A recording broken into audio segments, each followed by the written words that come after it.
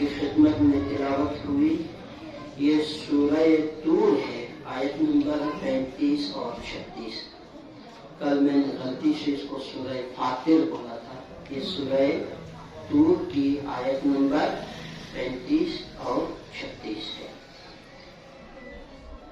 کل آپ کی خدمت میں جو باتیں عرض کی وہ یہ تھا، ہم اس کو تھوڑا سا آگے بڑھاتے ہیں۔ توجہ چاہوں گا کہ اللہ تعالیٰ کے وجود کو ثابت کرنے کے لیے، اس بات کے وجود باری تعالیٰ کے لیے کہ کیا اللہ کا بھی کوئی خالق ہے، یہ سوال تھا جو کل شاید وہ کلیئر نہیں کر سکا، ٹائم ختم ہو گیا۔ دیکھیں عرض یہ ہوا تھا کہ وجود کی دو قسمیں، وجود کی دو قسمیں، ایک وہ وجود یا ایسا وجود جو کسی زمانے میں نہیں تھا اب ہے۔ اب سے مراد آج سے 100,000 سال پہلے وہ نہیں تھا پھر وہ ہے، کروڑ سال پہلے نہیں تھا پھر وہ لاکھوں سال پہلے ہے۔ یعنی اس کا مطلب ہے کہ وجود ایک ایسا وجود ہے جس کی کہیں نہ کہیں سے کوئی ابتدا ہوئی ہے۔ اس وجود کو وجود امکانی کہا جاتا ہے، یاد رکھو، وہ نہیں تھا پھر وہ ہوا، پھر وہ بنا، پھر اس کا ایک وجود پیدا ہوا۔ ایک وجود یہ ہے، اس وجود کے لیے جو نہیں تھا اب ہے۔ اب سے مراد اب کی نہیں، یعنی ہو سکتے کروڑ سال، ارب سال پہلے نہیں تھا، کروڑ سال پہلے وہ تھا۔ ان کی کوئی ایسا زمانہ اس وجود کا ایسا بھی تھا کہ جس میں یہ نہیں تھا، اب وہ بنا۔ تو کیسے بنا؟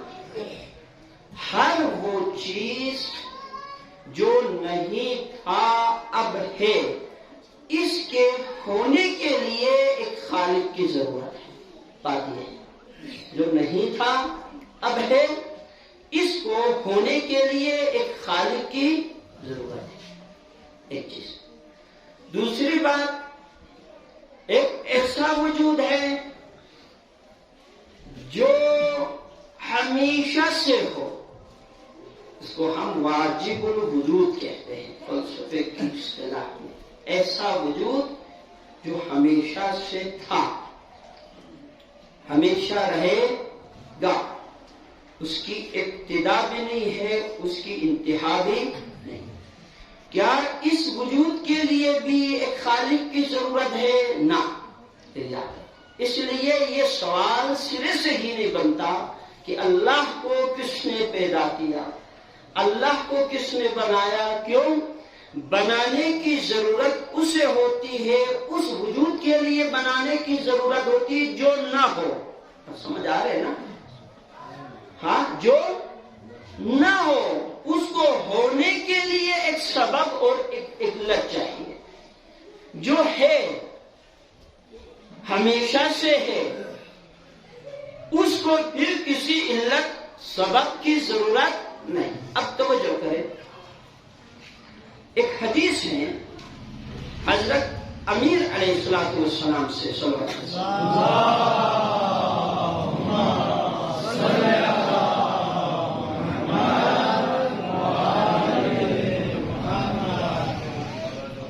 مولا امیر علیہ السلام سے ایک یہودی عالم نے سوال کیا، سئلہ امیر المومنین، سوال کس سے ہوا؟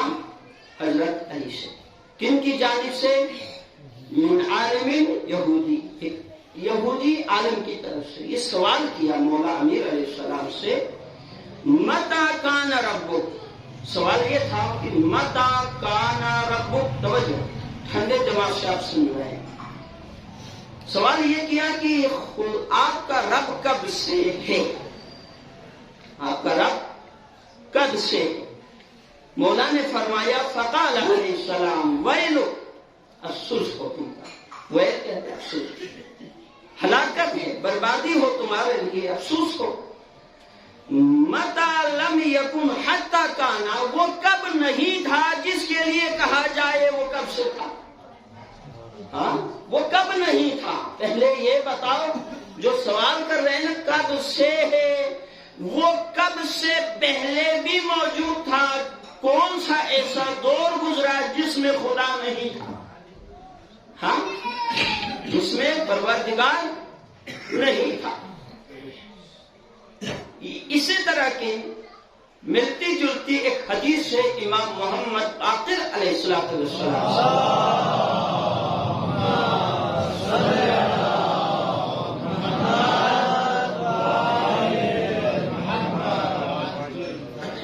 دیکھیے آپ کو بات سمجھ آ جائے گی. جیسے جیسے آگے بڑھیں گے معاملہ آسان ہوتا جائے گا.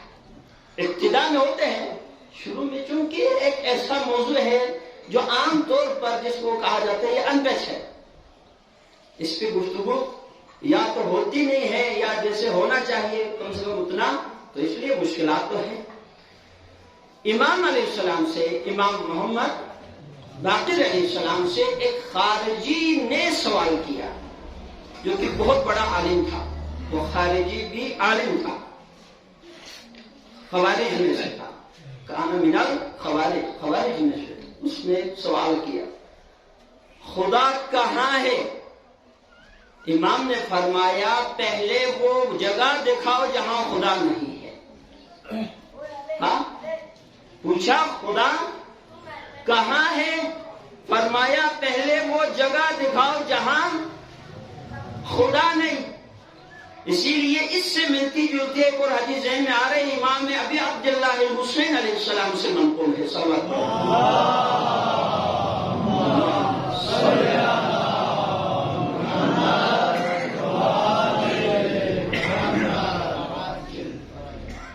امام علیہ السلام نے اس حدیث میں تقریباً 5 چیزیں بیان کی ہیں. ان میں سے ایک چیز یہ ہے، میں باقی 4 جو اس کے ہیں وہ چھوڑ دیتا ہوں. ایک چیز یہ ہے، امام علیہ السلام سے ایک شخص نے عرض کی ابن رسول اللہ، گناہ چھوڑنے کا ارادہ کرتا ہوں پر مجھ سے گناہ چھوٹتا نہیں ہے،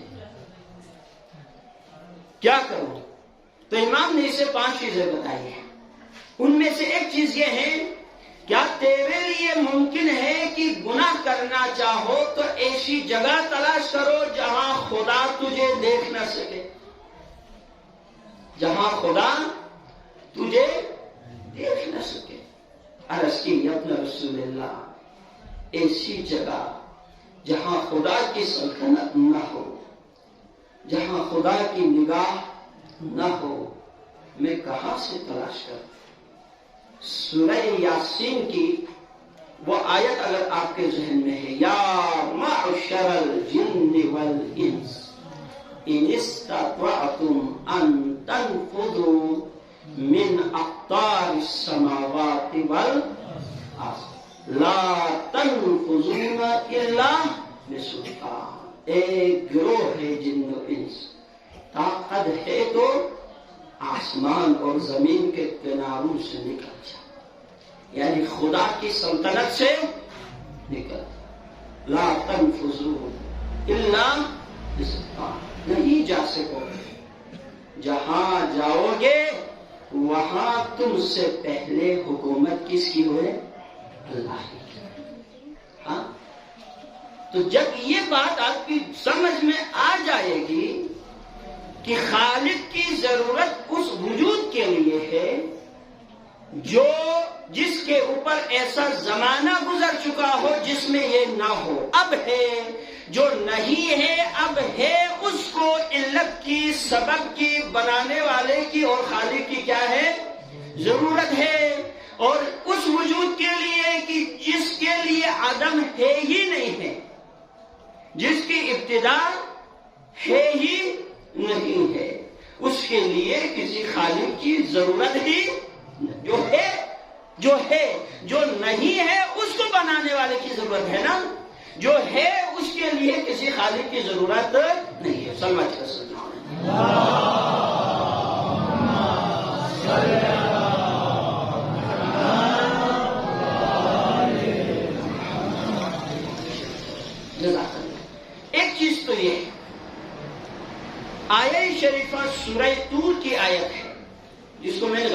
کل فاتر کہا تھا، سورہ طور کی آیت ہے جو مسلسل آپ کی خدمت میں تلاوت ہوئی۔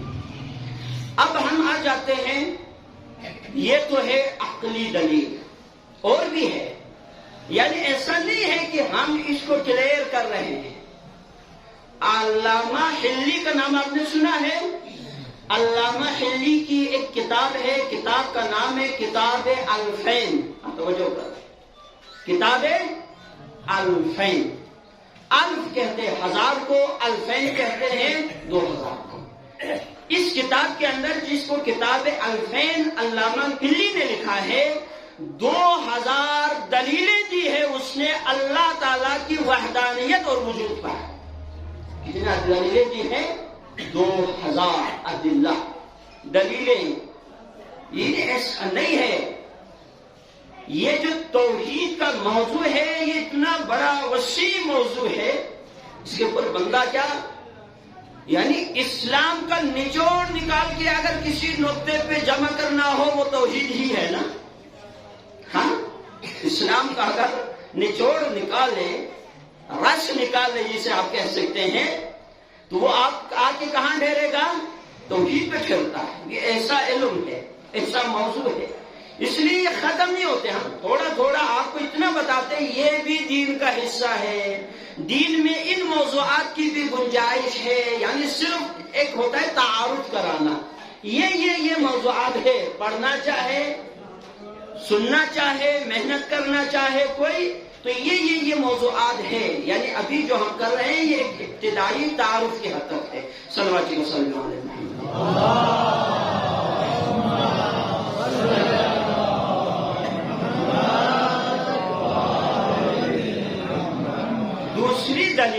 دوسری دلیل کو دلیل فطرت کہتے ہیں۔ یہ جو دلیل دی یہ دلیل عقل کہتے ہیں۔ یہ جو دلیل ہے جی یہ عقلی دلیل ہے، اگر قرآن کی آیت پڑھی وہ بھی عقلی دلیل ہے۔ ہمارے لیے یہ دلیل عقلی بھی ہے، نقلی بھی ہے، کیونکہ قرآن میں نقل ہوا ہے اس لیے نقلی بھی ہے، لیکن جو نان مسلم ہے ان کے لیے یہ دلیل عقلی ہے، پر قرآن سے ہے۔ دوسری دلیل ہے دلیل فطرت۔ فطرت کو آج کل کیا کہا جاتا ہے؟ نیچر، فطری دلیل۔ کیا قرآن مجید کی ایک آیت پڑھ دیتے ہیں، قرآن میں ایسی بہت ساری دلیلیں ہیں جن کا تعلق فطرت سے ہے۔ مثلا ایک آیت ہے، فطرت اللہ التی فطر الناس علیہا لا تبدیل لخلق اللہ ذالک الدین القیم۔ یہ جو فطرت ہے نا، اللہ نے جو فطرت ایک قانون جو بنایا جس پہ انسان چلتے ہیں، جس پہ انسان چلتے ہیں، یہ ایک فطرت ہے، نیچر، ایک قانون ہے۔ یہ قانون بتاتا ہے کہ اس کے پیچھے کوئی حکیم ذات ہے، اس کائنات کو چلانے کے پیچھے کسی حکیم، قادر، عالم ہستی کیا ہے؟ موجود ہے، یہ خود بخود بنا نہیں ہے۔ کتاب ایک اور کا آپ کو حوالہ دیتا ہوں، التوحید مفضل ابن عمرو، یہ امام جعفر صادق علیہ السلام کا شاگرد تھا۔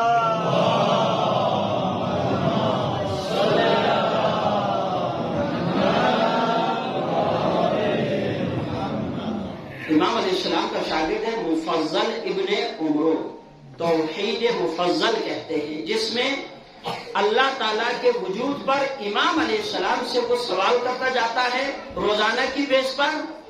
امام علیہ السلام یعنی امام صادق علیہ السلام روزانہ کی بیس پر اس کو وجود خدا پر لیکچر دیتے تھے۔ اس کے 3 حصے ہیں اس لیکچر کے، امام کے، سمجھ آگے، جو درس امام نے اپنے شاگرد کو دیا اس کے کتنے حصے ہیں؟ 3۔ ایک حصے میں انسان کے وجود سے اللہ کے وجود کو ثابت کیا، ایک حصے میں۔ دوسرے حصے میں جانوروں کے وجود سے اللہ کے وجود کو ثابت کیا۔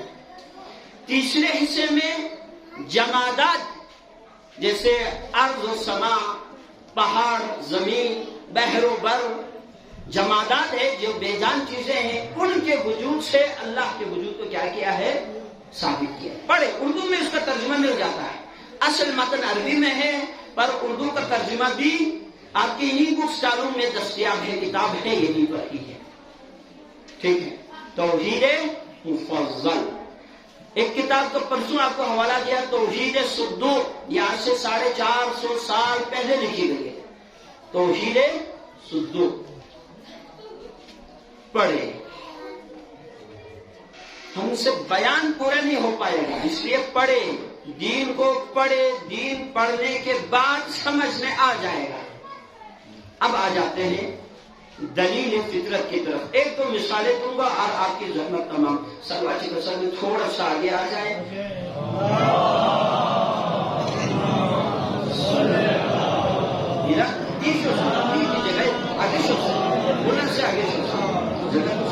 محمد والے محمد سروار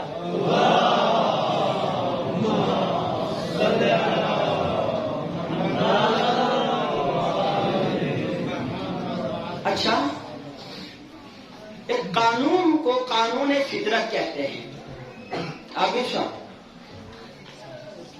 توجہ، قانون کو کیا کہا جاتا ہے؟ قانون فطرت۔ ایک پنکھو چھت سنتا سے ہو جاتی بن جائے، چھت سن پنکھو تا سے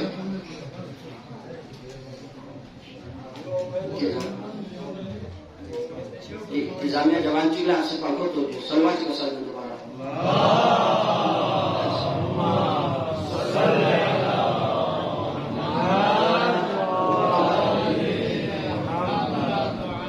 یہ وجود خدا پر ایک دلیل ہے، دلیل کا نام ہے دلیل فطرت۔ اب توجہ، اس دلیل کے ذریعے سے آپ کائنات کے اندر اللہ نے کچھ طبعی قوانین بنائے، طبعی فطری قوانین ہے یا نہیں ہے؟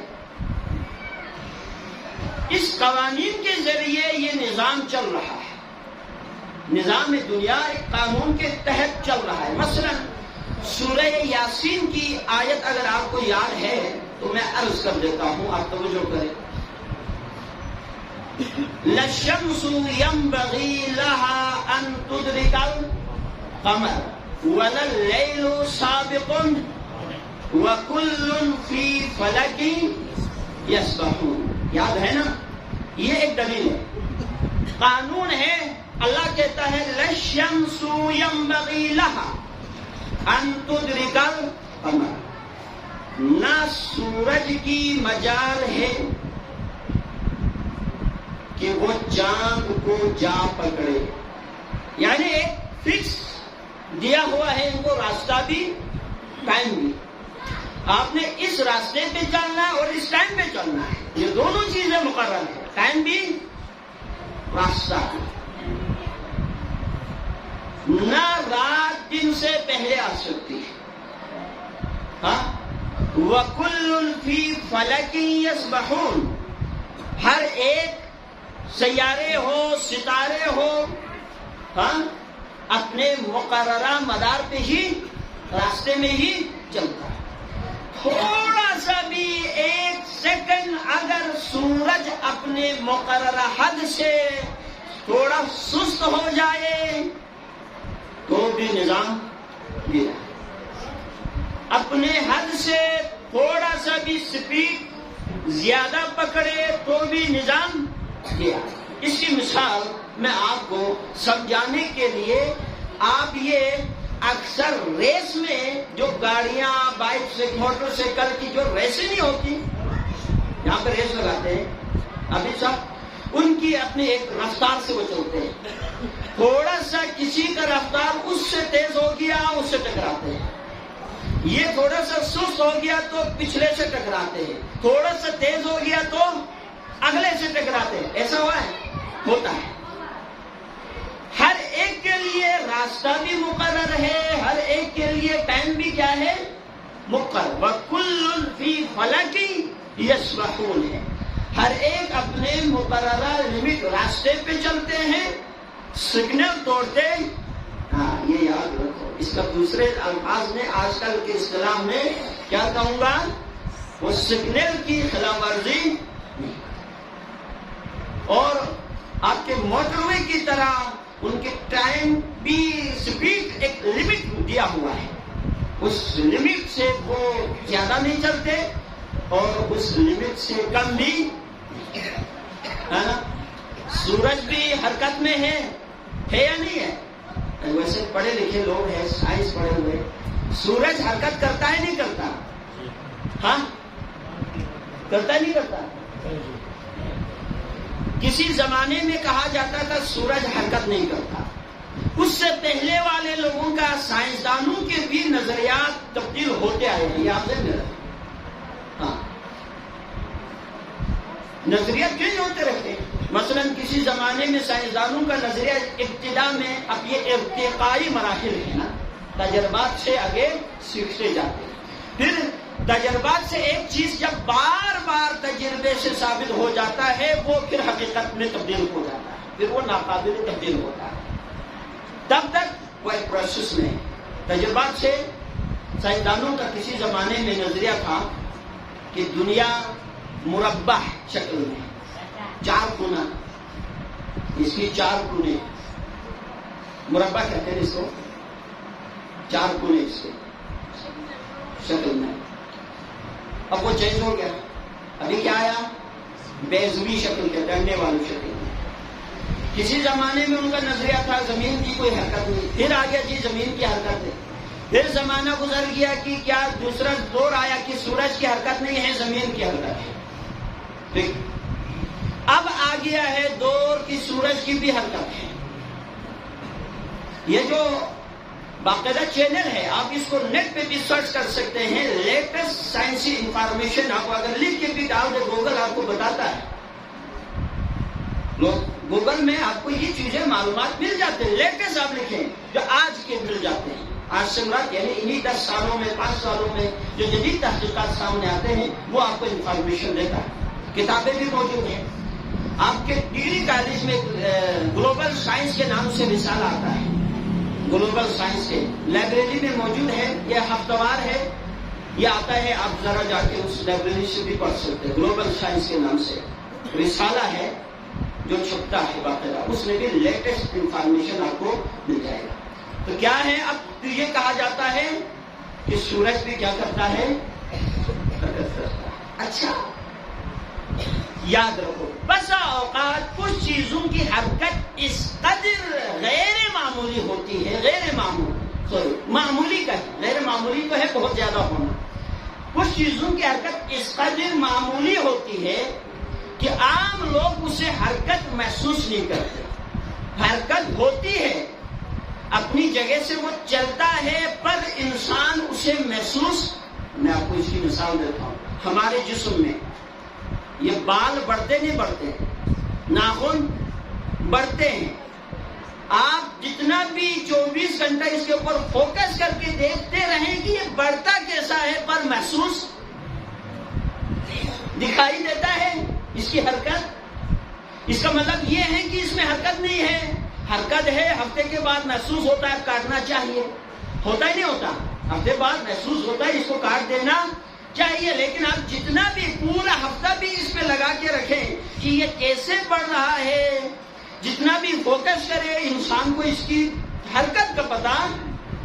کائنات میں بہت ساری چیزیں ایسی ہو سکتی ہیں جن میں حرکت ہو پر انسان ابھی ان کی حرکت کی حقیقت تک نہ پہنچا ہو۔ ہمارا عقیدہ یہ ہے، قرآن نے کہا سورج چلتا ہے، سائنس کا ہے یا نہ کا ہے؟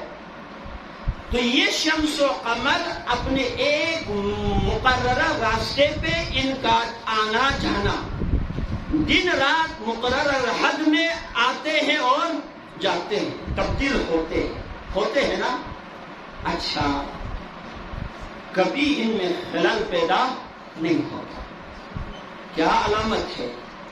علامت تو یہ ہے کوئی تو ہے جو نظام ہستی چلا رہا ہے، وہی خدا ہے، کوئی تو ہے جو نظام ہستی چلاتا ہے، انہی کے پیچھے کوئی حکمت والی ذات ہے، طاقت والی ذات ہے جس نے ان کو قانون دیا ہوا ہے۔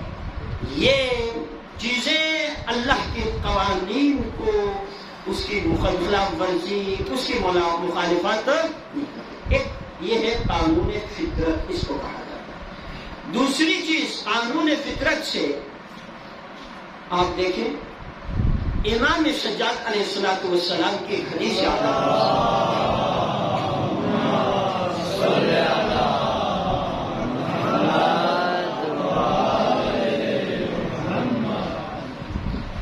اور فکر کریں، امام کی ایک حدیث میرے ذہن میں آ رہی ہے، بڑی خوبصورت حدیث ہے۔ امام فرماتے ہیں ذرا اس زمین کے قانون کے اوپر ذرا توجہ کرنا۔ زمین کی جو قانون اللہ نے زمین بنایا ہے تو اس کے بھی ایک قانون ہے نا۔ کوئی قانون نہ ہوتا، اگر کوئی قانون نہ ہوتا اس کائنات کا، تو کیا آپ یہاں پہ سکون سے میں بیٹھ سکتا ہوں؟ نہ جانے کس وقت یہ سٹیج نیچے دنس جائے، یہ بھی تو ہو سکتا ہے۔ اگر کوئی قانون ہی نہ ہو تو انسان کیا دنیا میں سکون سے جی سکتا ہے؟ یہاں گھر بنا سکتا ہے؟ کیا پتہ یہ کل نیچے چلے جائیں، ایسا ہو سکتا ہے؟ لیکن ایک قانون ہے، انسان کو معلوم ہے اس قانون کے تحت یہ زمین سخت ہے، اس کے اوپر اتنی بلڈنگ کھڑی کرنے کی، بننے کی گنجائش کیا ہے؟ قانون ہے، قانون فطرت ہے۔ یہ قانون انسان کو جینے دیتا ہے، سکون دیتا ہے۔ اگر یہ قانون نہ ہوتا تو انسان کہیں قدم رکھتے ہوئے شاید ڈر جائے، نہ جانے یہی سے میں تحت سرا تک پہنچ جاؤں، یہ بھی تو ہو سکتا ہے نا۔ اب امام کی حدیث کی طرف ہم واپس آتے، امام علیہ السلام فرماتے ہیں دیکھو ذرا غور کر، تمہارے پروردگار نے اس زمین کو کیسے بنایا، کس طرح بنایا، غور کر۔ امام فرماتے ہیں نہ اتنا نرم،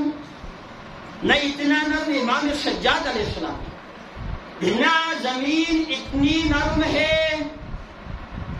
کہ پیر دنس جائے، عمارتیں دنس جائے،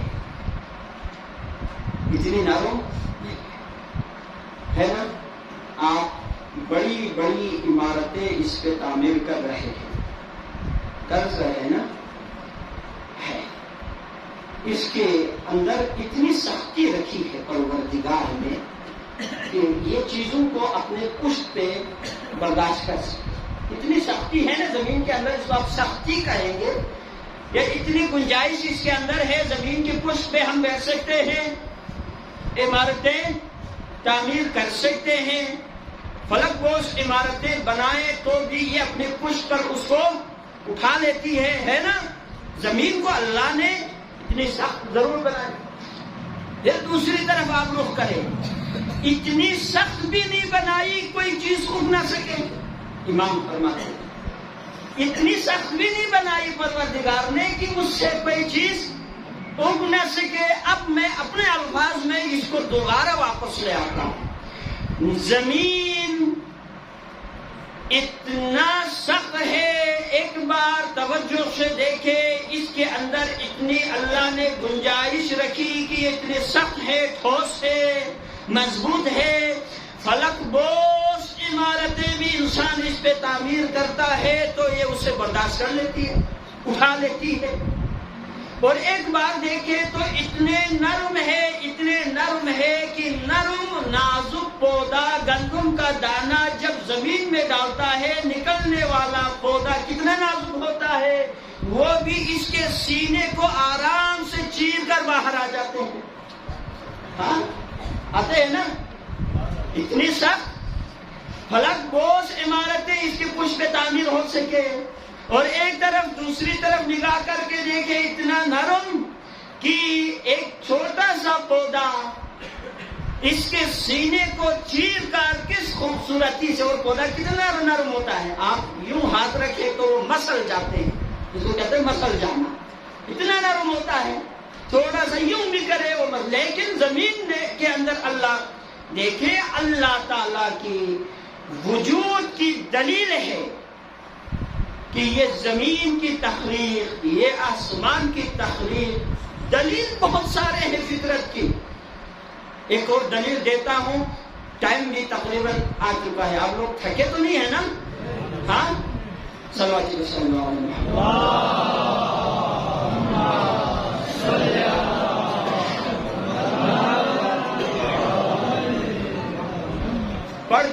نظام فطرت، فطرت کی قانون وجود خدا کی دلیل ہے یا نہیں؟ ان قوانین میں سے قانون فطرت ہے، فطرت کے نمونوں میں سے ایک نمونہ عابد صاحب توجہ چاہوں گا کہ ایک فطرت کے یعنی نمونوں میں سے ایک نمونہ ہے انسان کے دل میں اقبال صاحب اولاد کی محبت ہے۔ یہ اللہ کی فطری قوانین کے سمپل نمونوں میں سے ایک نمونہ ہے کہ اللہ نے انسان کے دل میں اولاد کی محبت ہے۔ اولاد کی محبت والدین کے دل میں فطری ہے یا عقلی ہے؟ فطری ہے، اس لیے فطری ہے جن کے پاس عقل نہیں وہ بھی اولاد سے محبت کرتے ہیں۔ ہاں، جیسے جانور ہیں جن کے پاس عقل نہیں ہے وہ بھی اولاد سے محبت کرتے نہیں کرتے؟ ہاں کرتے، یہ فطری ہے، عقلی نہیں ہے۔ عقلی ہوتا تو صرف عقل والے ہی کیا کرتے؟ محبت کرتے ہیں۔ پاگل بھی اپنی اولاد سے محبت کرتے ہیں، حیوانات بھی اپنی اولاد سے کیا کرتے ہیں؟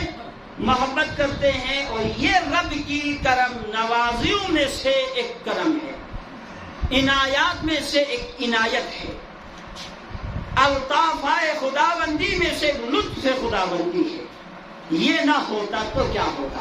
سوال یہ ہے، سوچنا یہ ہے، یہ نہ ہوتا، یہ قانون فطرت میں جو محبت ہے اولاد کی والدین کے دل میں، یہ نہ ہوتا تو کیا ہوتا؟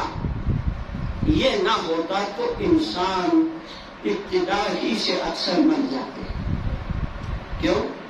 کیونکہ انسانی زندگی میں دو مرحلہ ایسے آتے ہیں جن میں انسان کو دوسروں کے سہارے کی ضرورت ہوتی ہے۔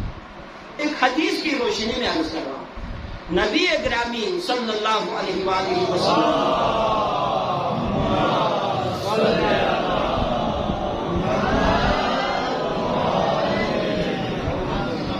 ارشاد فرماتے، بڑا معروف حدیث ہے، مشہور حدیث ہے، لیس منا من لم یرحم صغیرنا ولم یوقر کبیرنا۔ وہ ہم میں سے نہیں ہے، پیغمبر فرماتے وہ ہم میں سے نہیں ہے جو ہمارے چھوٹوں پر رحم نہ کرے، ہمارے بزرگ بوڑھوں کی عزت نہ کرے، وہ ہم میں سے۔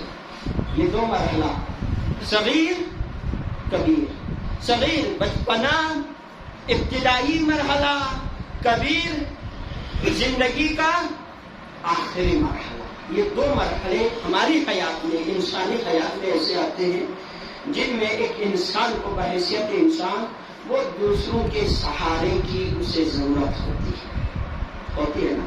یہ جو چھوٹا بچہ ہوتا ہے، چھوٹا بچہ آپ دیکھیں درد، اللہ تعالیٰ نے بھی اور احادیث میں بھی بار بار انسان کو اس کی ابتدا یاد دلائی ہے۔ یاد رکھو، ابتدا یاد دلائی ہے، اپنی آغاز ابتدا یاد۔ حضرت امیر علیہ السلام نے ابتدائی انسان کی طرف توجہ دلائے انسان کو، مال ابن آدم والفخر اولہ نطفہ وآخرہ جیفہ۔ فرزندان آدم کو فخر کا کوئی حق نہیں ہے۔ کیوں؟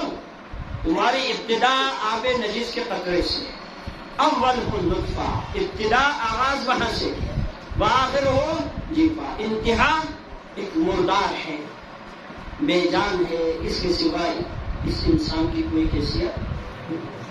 ابتدا کی طرف توجہ دیا، قرآن کی آیتیں بھی موجود ہیں، میں کچھ چھوڑ دیتا ہوں۔ یہ جو آغاز ہے ابتدائی مرحلہ، پیدائش کے بعد ہم اگر رکھ لیں کتنا لاچار ہوتا ہے انسان، میں آپ کو بتاتا ہوں، اتنا لاچار ہوتا ہے یہ چھوٹا سا وجود انسان کا، اتنا لاچار ہوتا ہے، اس کو معمولی سا مچھر بھی کاٹے تو اپنے ہاتھ سے اس مچھر کو ہٹانے کی طاقت اس میں، حقیقت ہے نا؟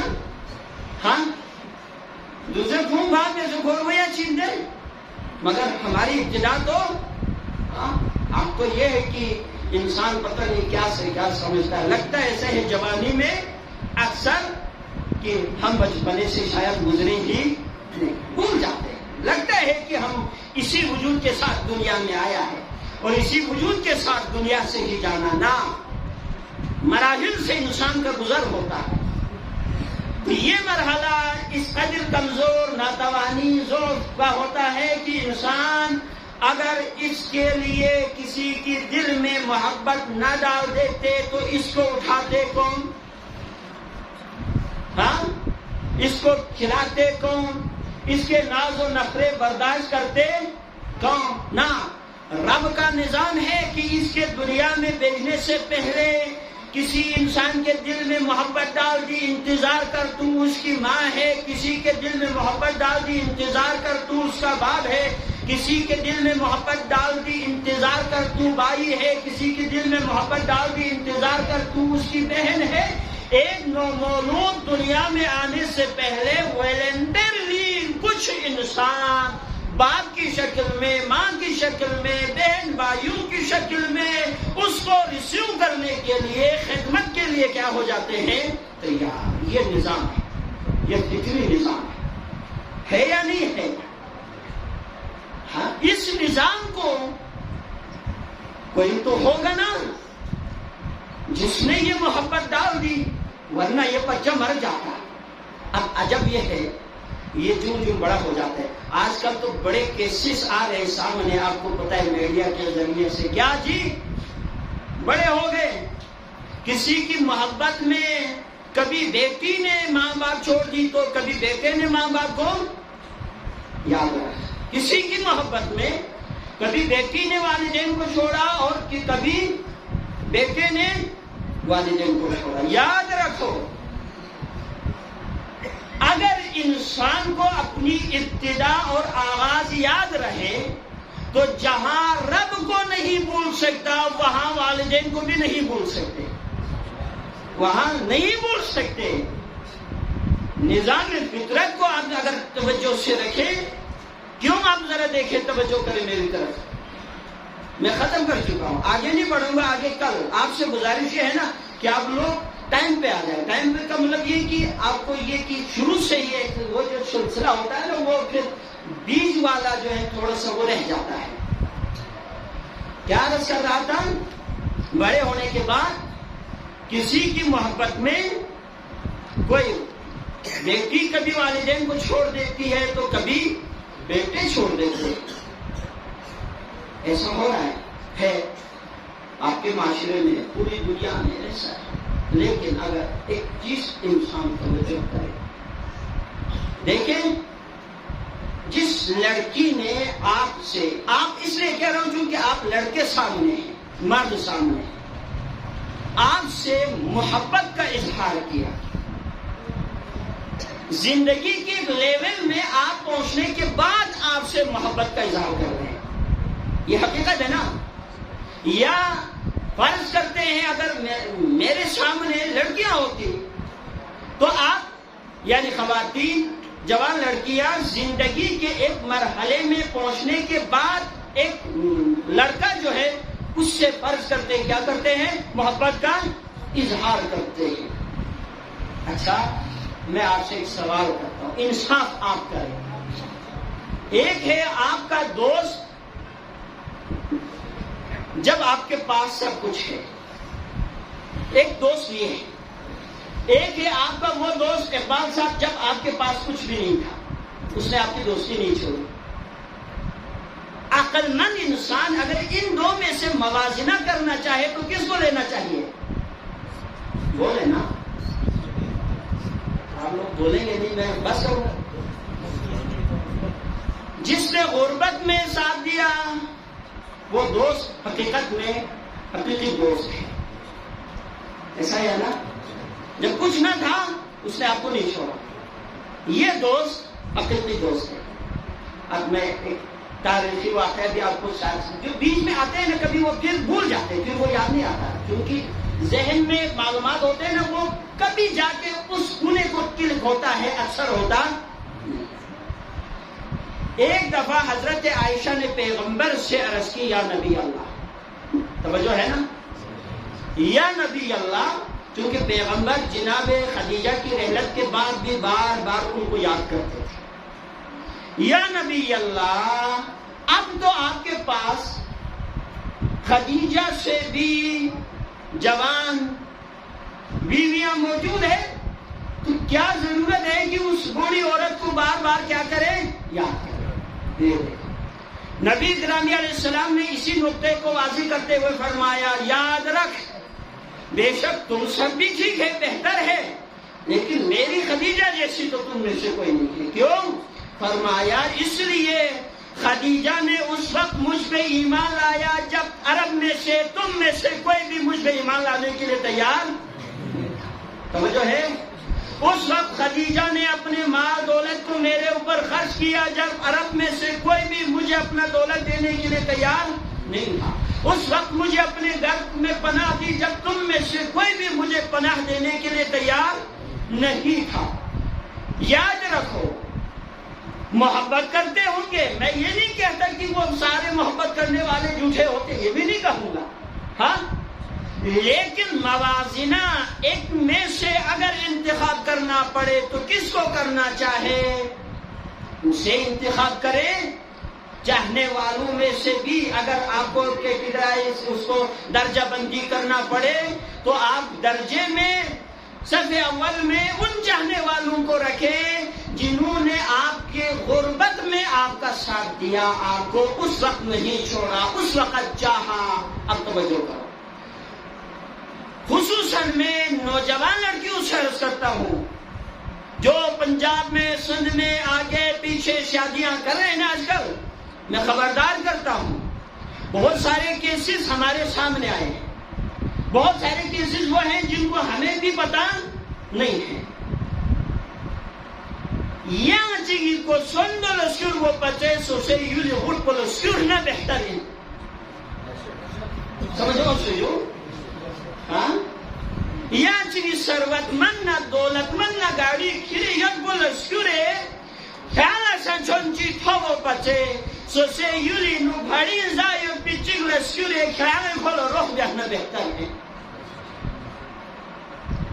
جو مائیں پہنے یہاں سے شادیاں کر کے لے جانے کے بعد جو ان کا حشر وہاں شروع میں ہوتا ہے وہ ذرا آپ ان کے دل سے ذرا پوچھیں. اب تو کسی کے 3 بچے کسی کے 2 بچے ہو گئے نا تو وہ بچوں کی خاطر ہی ان کو سہ لیتے ہیں. اب ان کے دل سے جا کے ذرا پوچھیں. مت کرو مت کرو. ایک چیز واپس آتے اپنی بات کی طرف اور ختم کر دینا چاہیے مجھے.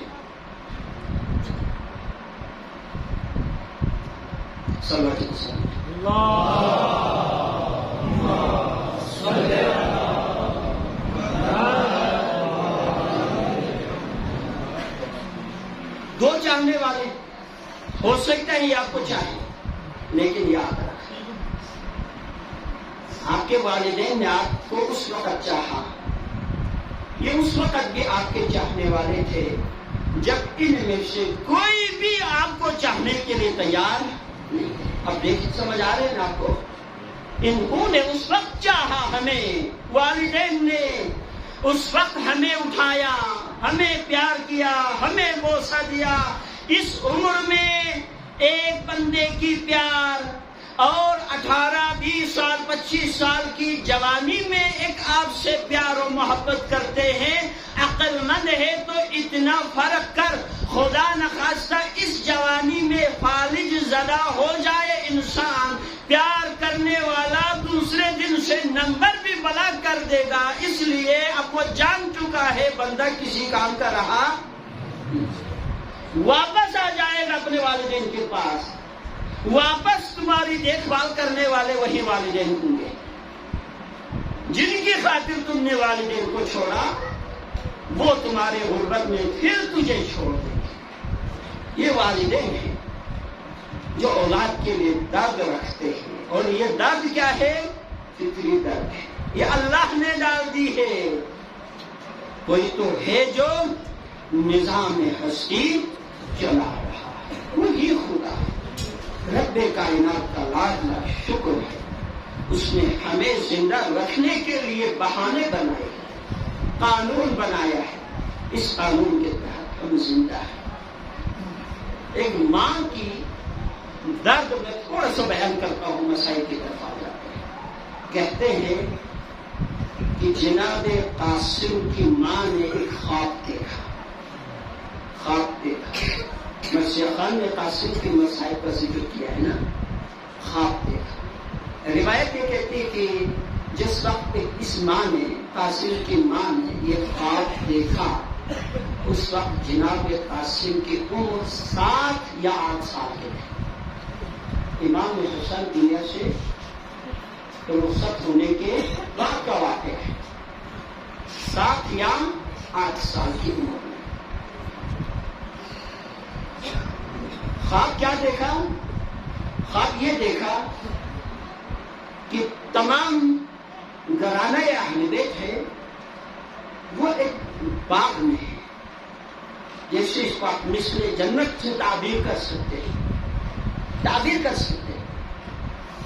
ایک باغ میں ہے جہاں طرح طرح کے پھول کھلے ہوئے ہیں، ہاں، اور ان میں سے سرخ رنگ کے کچھ پھول ہے جو باقی پھولوں سے بڑے اونچائی پر ہے، سرخ رنگ کے پھول۔ مادر قاسم نے چاہا یہ جو خوبصورت پھول ہے نا، ان میں سے ایک پھول توڑے۔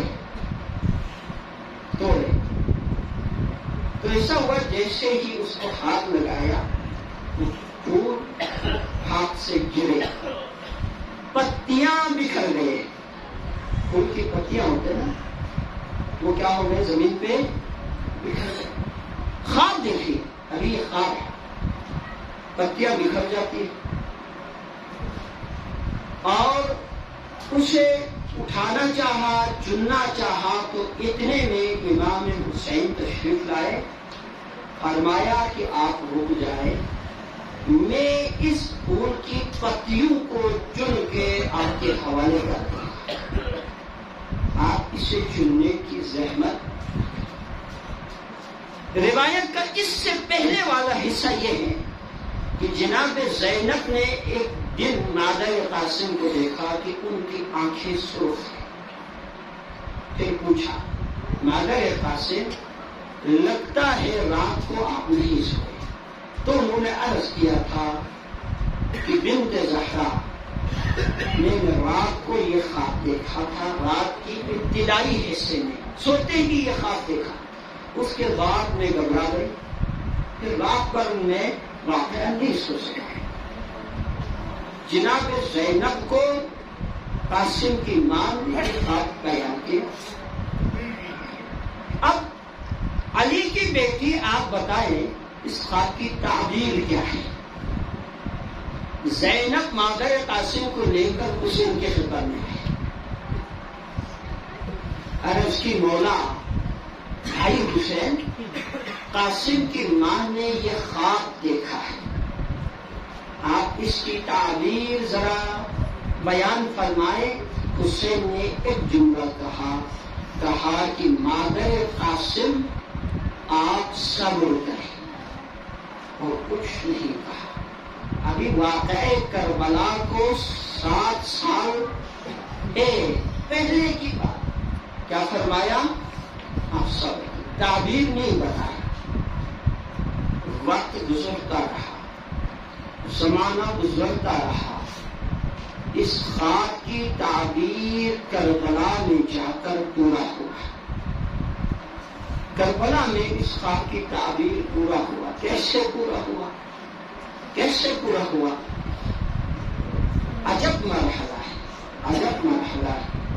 کربلا میں ایک ایک کی شہادت پرسوز کہانی ہے، درد رکھتا ہے، لیکن کچھ شہداء ایسے ہیں جن کی شہادت واقعاً قیامت خیز درد رکھتا ہے، قیامت خیز درد ہے۔